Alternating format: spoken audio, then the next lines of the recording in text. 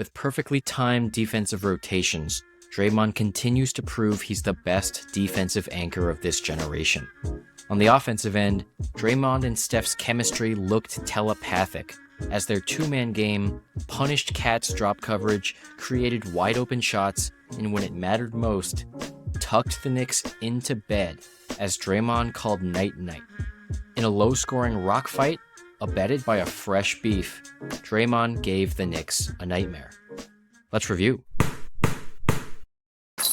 Last night was a pretty low-scoring affair, mostly because of great defense from both teams, from Moody, Deuce McBride, Anunoby, GP2. But most importantly, Draymond really had an impenetrable fortress protecting the inside. In this first possession, let's look at how Steph and Dre cover this pick and roll. Steph is going to step high up to deny Mikal Bridges the usage of this Precious Achiuwa screen. He's icing this screen, which means that he's forcing Mikal Bridges to go to the baseline, funneling him towards help from Moses Moody, from Jimmy Butler, from GP2. The Warriors usually run this pick and roll coverage, but in this possession, Precious Achiuwa actually smartly flips the angle of this screen to allow Mikal Bridges to run off. But in response to this, Draymond and Steph are just going to blitz him and force him to pick up this dribble. Now, something that I want everyone to pay attention to is the Warriors lineup and why it enables Steph and Dre to play this aggressively. With Moody and GP2 as your weak side help, you can afford to be a lot more aggressive because you trust those guys as rotation or as help if this ball somehow made its way to Achiuwa and Achiuwa went downhill.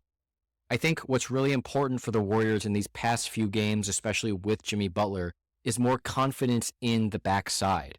Draymond, all the way up here, hounding Mikal Bridges, has implicit trust in the rest of this lineup on the backside to make sure to have his back if, for whatever reason, this blitz doesn't work.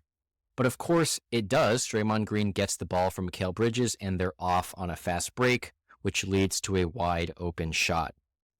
Now, in the early parts of the season, the Warriors were really susceptible to overhelp if they got sent in rotation. Here, Josh Hart sets this exit screen for Mikal Bridges to run off, and immediately Moses Moody is already a step behind. So because of that, the Warriors defense has to rotate or give something up. So what happens is that Draymond Green is now going to take the assignment and help on Mikal Bridges, who is running with this ball after an effective exit screen from Josh Hart, and Moody's going to switch on to Josh Hart. So that's already the second line of defense, right? Because Moses Moody has, quote-unquote, failed on his coverage on Mikal Bridges, which means Draymond has to step up. Now let's also pay attention to what's happening on the weak side. Karl Anthony-Towns is going to set this screen on Guy Santos, which enables OG Anunoby to run down to the wing and potentially take a three. He gets a really good coverage on Guy Santos here. And as soon as Mikal Bridges makes that pass, because Guy Santos is late on that closeout, OG can just drive it and have a virtually unimpeded path to the basket. Except for the third line of defense, which is, as you can guess, Draymond Green, who is now rotated off of Mikal Bridges and is going to prevent OG from getting an easy dunk. This extra rotation is something that only anchors like Draymond Green can afford to do, which also enables Moses Moody's screen chasing or Guy's hard closeout without giving up open shots. It works both ways in that Draymond can be a more confident help defender if he's not worried about his help, and it's the same for Moses Moody or GP2 or whoever. They can be more aggressive in their screen navigation or in their point of attack because they know Draymond is on the backside. Now, say what you will about foul grifting, but Draymond was exploiting that last night against Karl Anthony-Towns. Let's look at his positioning here. Cat has its arm over, and Draymond has managed to hook inside Karl Anthony-Towns. Now, if you think about what CP3 or Harden always do, you know that as an offensive player, if you have your arm in that positioning, all you have to do is just swipe up immediately, and it's a foul. And because Cat has made the mistake of letting Draymond put his arm in that position, automatic foul. And, you know, it's silly because the result of that is this mini beef right here. But I think people tend to forget that Draymond Green is not always just being reckless. you can see him pointing to the bench, telling Cat to basically go sit down. And I think that something to notice is that when you have a primary scorer like Karl Anthony-Towns, who's also prone to foul trouble, this type of gamesmanship from Draymond Green is actually incredibly useful in these types of matchups. And again, let's watch Draymond Green do the same thing to OG Anunoby, where he has his arm hooked under OG. And what does he do? He just swipes up. And I think that's super frustrating, especially if you're not a Warriors fan. But it's also craftiness, and it's nice to have someone on the team who's willing to exploit these opportunities whenever they are available. Now, Deuce McBride was also doing a really good job hounding Steph Curry last night. So Draymond Green is going to bring up one of the Knicks' weak points, especially in ball screen coverage, which is Karl Anthony-Towns' drop. By coming to set this high ball screen, Deuce McBride then has to navigate, and Steph now has a downhill opportunity against Karl Anthony-Towns, who has come up a bit too far and planted, which means that Steph can exploit this and get inside. Now, of course, Deuce McBride and Karl Anthony-Towns are entirely more concerned with Steph Curry than Draymond Green. Deuce McBride isn't really even looking at Draymond. And because of that, Steph is going to throw this beautiful behind-the-back pass, and Draymond Green's going to take an open three, even though Draymond is not getting covered in these situations.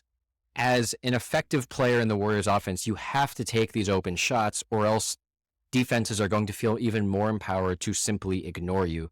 That's why it's really crucial that Dre, Kuminga, these types of guys are taking open shots even if they're not super elite three-point shooters. Draymond and Steph's chemistry has looked even better in the past few games. Usually what they're running here, Steph's going to come do a DHO with Draymond Green, but obviously that doesn't happen because Deuce McBride is preventing it. Steph actually smartly uses Deuce McBride's momentum against him and has him flying into Draymond on the opposite side. Steph, as a result, can kind of slip out of this DHO, but I think what's awesome to see here is just how this pass is thrown. Watch Draymond Green basically throw an over-the-shoulder fade route to Steph Curry, who innately seems to know where the ball is, catches it, turns, and basically launches this shot in a split second. This innate connection is really only possible with years of chemistry, with Steph and Dre having seen basically every single iteration of coverages against their high ball screens and DHOs, and I think that chemistry was really on display last night. Again, they were also doing this with exploiting coverages.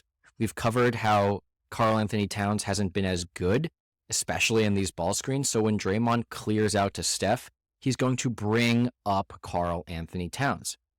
This high ball screen does a decent job of getting Mikal Bridges off of Curry, but I think something to pay attention to, and maybe an excuse for the Knicks defense, is that Karl Anthony-Towns is just way too far behind the three-point line.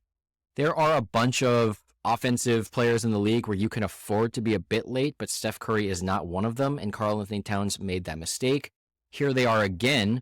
Steph doesn't like the screen that Guy Santos wants to set with Josh Hart, so Draymond Green is just going to bring up Karl Anthony-Towns, and even though Deuce McBride does a better job of navigating this, with Draymond honestly kind of hip-checking him, Cat, again, way too far behind. I think you might ask what he's even doing this far behind Steph Curry, and I think most Warriors fans knew that as soon as Steph got free, he was just going to pull it. The Warriors are never going to shy away from exploiting lazy drop coverage, especially not Draymond Green and Steph Curry. Now, in the final play of the game, it's a Steph-Dre inverted ball screen. Usually this amounts to, again, some sort of DHO, but Deuce McBride is not interested in this happening as he runs topside to prevent this dribble handoff. And because Cat gets flat-footed for just a second, Draymond Green has a downhill opportunity and is just going to lay it in for the night-night. I think most Warriors fans weren't even sure he was going to make that, but alas he does. And then he does the amazing celebration. If we can do a short review of it, I think something that's interesting is that Draymond Green, when he does his night-nights, usually kind of leans into the pillow. That doesn't look very comfortable. Maybe that's why he's having nightmares. But Nonetheless, he's happy to do it. He's happy to do it against Karl Anthony-Towns, who he had a beef with before the game. And I think what this shows is that Draymond Green's two-way clinic against the Knicks and his stretch of great performances should give Warriors fans the confidence that he's every bit the Swiss Army knife and defensive anchor he was at his peak. His elite playmaking, perfect chemistry with Steph, and enforcer mentality has been crucial in close games against tough teams. And as the Warriors enter a brutal stretch to close the season, they not only have a chance to fight for a playoff spot, but potentially home court. And I think they might just get there. Thanks for watching. Let us know if you agree.